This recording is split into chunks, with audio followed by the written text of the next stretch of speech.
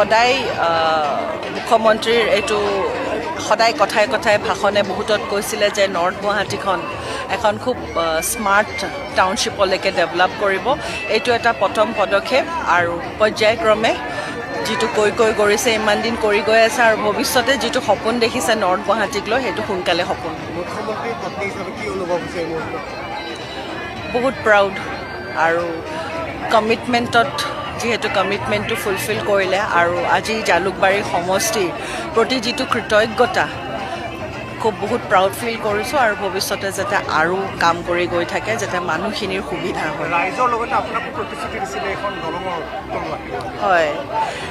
চ' আজি 25 বছৰ আগতে মই অলপ আগতে ক'লোঁ প্ৰতিশ্ৰুতি দিছিলে আৰু তেতিয়া মই ভাবিছিলোঁ কাৰণ তেতিয়া সেইখিনি সময়ত ইমান এটা যে এনেকুৱা এটা আজি পৰ্যায়ত ভবাই নাছিলোঁ।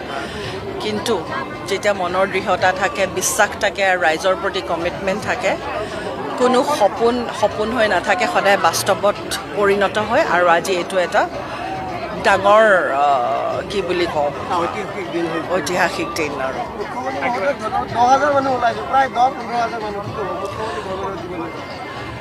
আজি মুখ্যমন্ত্ৰী ডাঙৰীয়াৰ জালুকবাৰী সমষ্টিৰ ৰাইজৰ প্ৰতি কৃতজ্ঞতা আৰু যিটো তেওঁ ৰাইজৰ প্ৰতি যিটো দায়িত্ব সেই দায়িত্বটো পালন কৰিছে আৰু সদায় নৰ্থ গুৱাহাটী বা জালুকবাৰী সমষ্টি কেতিয়াও আমি সমষ্টি বুলি ভবা নাছিলোঁ। এইটো আমাৰ এটা ডাঙৰ বৃহৎ পৰিয়াল।